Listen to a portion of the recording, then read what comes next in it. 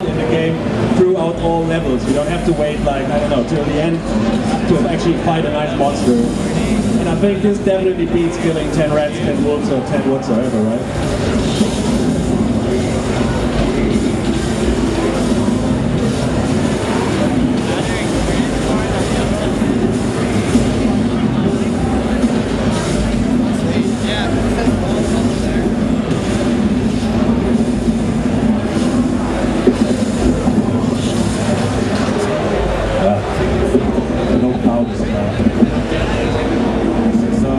We and the other players who helped us there, we defeated the Earth Elemental, but it seems like the explosion afterwards knocked us unconscious, so we wake up at the end again, and let's see what happened.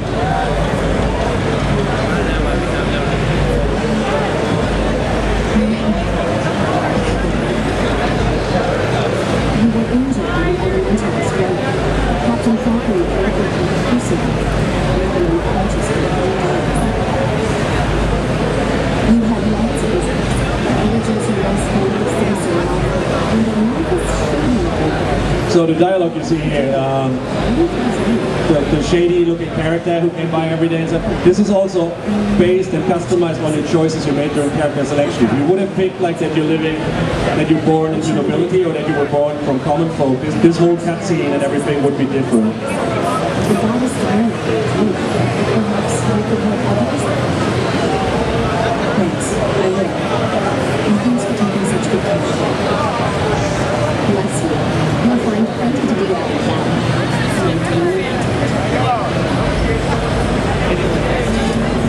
Hey, we got a reward and we leveled up a little. So Mike will just bring up the hero panel.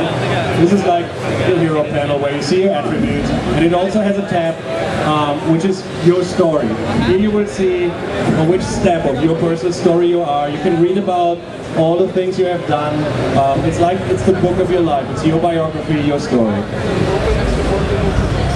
And Guild Wars 2 is a living, breathing world. We have more than 1,500 dynamic events in the game, which always keeps the world fresh. And one of the things you can do to find out where those events are is you can talk to one of our scouts, and they basically open your map and point out areas of interest on the map. It's like, hey, you know what? You might want to go over there and check it. There's like, for example, here's like Farmer's Dyer might need some help. We don't know.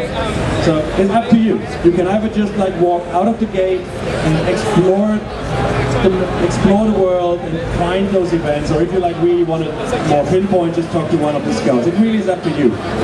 The game is all about how you want to play it. I told you before, I want to show you what? Do we have time for that? We only have like so.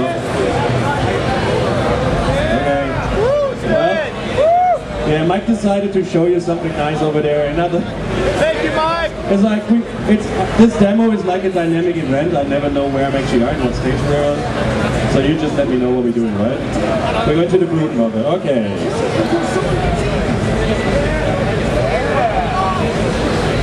While he's taking this path, our new upgraded engine. I mean, you can see here like the quality of the textures. We have way more. We can do way more things with shaders, with light. We have day and night cycle. We can work with dynamic weather effects.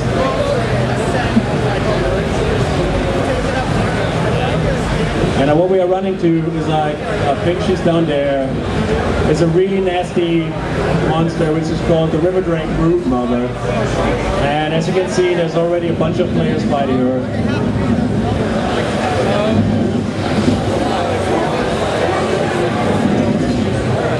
Again, a nice just like throwaway monster. Like this is a real opponent, and we don't hide those opponents somewhere. We just put them right in the middle of our world. They're part of event chains.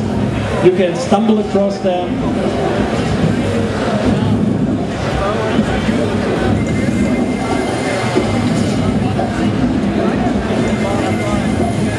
Nice rolling, Mike.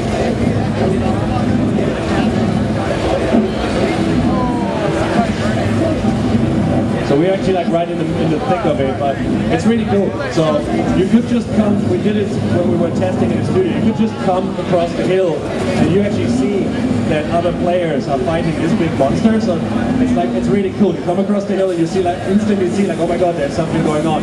I go there and let's check out and help these other players. That's the thing.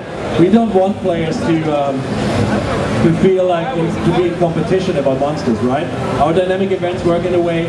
So in other games it often happens that you get somewhere and you see another player and you say like, oh god, he's taking my mobs, he's slowing down my progress. And our game is actually like, hey, cool, there's another player. We both work towards the common goal. So if everybody who takes part in a dynamic event, and by taking part, I mean actually taking part, not just like picking your mob and then sitting back and say like, hey, let the other guys finish it. So if you actively engage in a dynamic event, everybody gets rewarded. So all players are working towards a common goal, and you don't even have to group. You can just play next to each other. And now I think we go to Divinity's Reach after this diversion. Divinity's Reach is the main human city, and we just go there to show you how the scale of the city and to show you that it's a living, breathing world, the way the city is teeming with life and your fantasies. So Mike just opens the map and Mike uses a dev sheet to actually show the map. So, as you can see, Divinity's Reach is laid out like a wheel. In the middle is the palace and the ministries. And if Mike pans out a little bit, so what you see down there, that's the garrison, the small garrison. And that's Divinity's Reach. That gives you a good idea about the size of the city.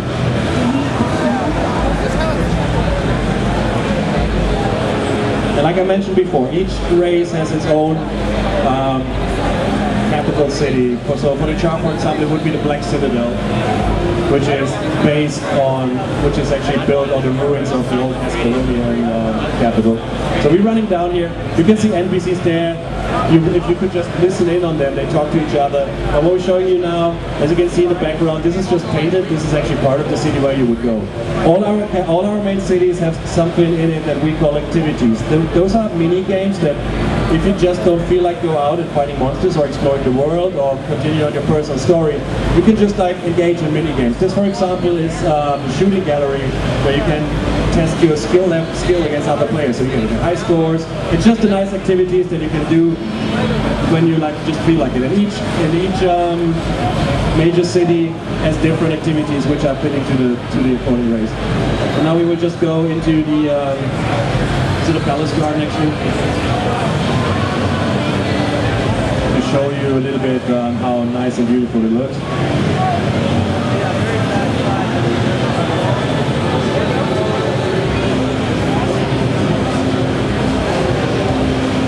As I mentioned, we have day and night cycles, so if you would have gone in here during night, it would look slightly different in terms of shades and everything. But we just wanted to show you because this is just what we think it's a really gorgeous environment that also highlights the way that we want to give the game this handcrafted, painterly, hey, how do you do feeling.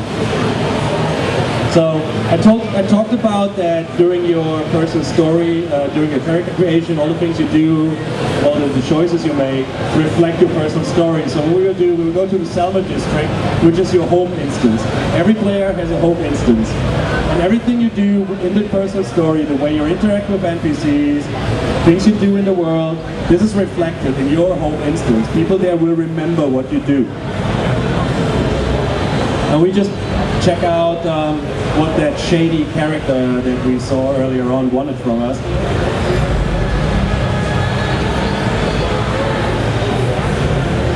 So we just go there. Again, you see, with all this in the distance, again, it's not painted. This is all parts of the city that you can explore.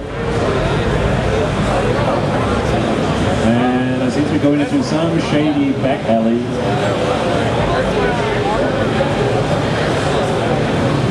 there we go. So, if we would actually talk to Quinn, we would like continue on our personal story, but the time of the demo is almost up. So what I would say, make sure to actually get your hands on one of the demo stations. I can talk all day up here and tell you about it. The best expression you can get of the game is if you get your hands on a demo stage, the experience for yourself, and you can figure out how the story continues. Because just standing there in the back alley would be pretty lame. We will finish this off with something nice to show you. Are you ready, Mike?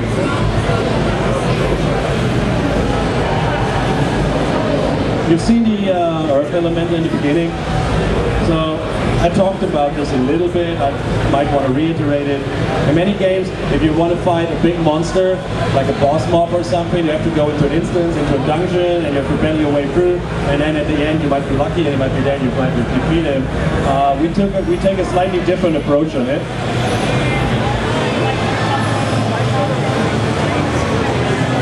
What? Alright.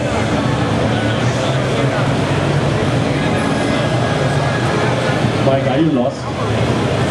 So, that happens. My driver is lost. Oh, there we go. You approach it from the wrong end. This is the Shadow Behemoth. It's part of an event chain.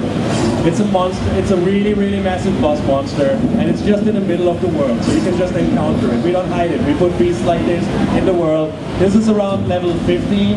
So again, like I said with the Earth Elemental in the beginning, we want you to have fun during all of the gameplay. You don't have to wait till you're like at level 80 to just experience like those big monsters. They will be in the game for you to find, to experience throughout all level ranges.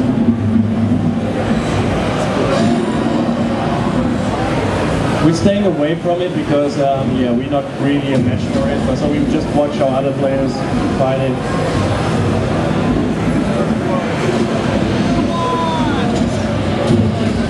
As you can see, that monster is so big that you can't really target it as a whole. You have like target boxes actually that you can target.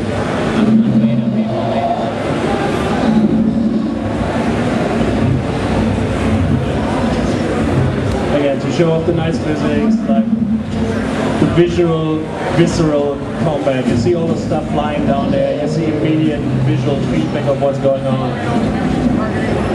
You also can see like the reflections in the water again to show like what we're able to do with the engine. It seems like all the other players, while we're just looking, are doing a good job in bringing the monster down.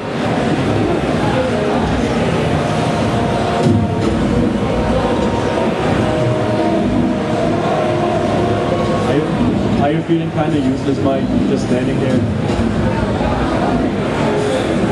Come on, make a run for it.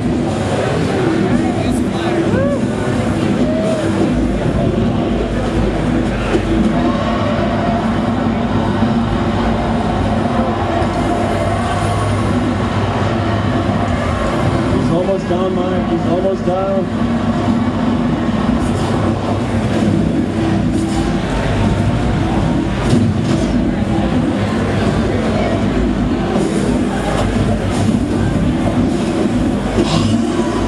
There we go.